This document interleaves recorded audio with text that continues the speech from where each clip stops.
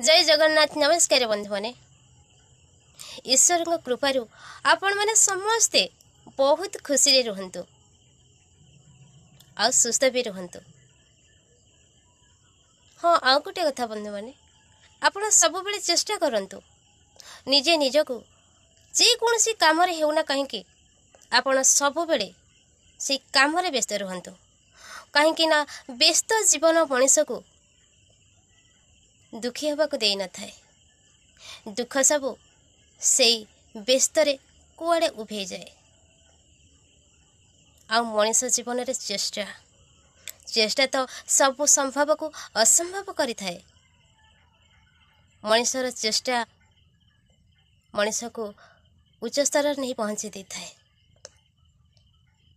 आपण सब बेले चेष्टा करंतु आ जीवन रे सब बेले व्यस्त रुहतु। व्यस्त न रहिले दुख पहाड़ परि लागिबो आ से दुख सही हेबनी। आ सब बेले ओठरे हस्य रखंतु हसी हसी दुख सब दूर करंतु।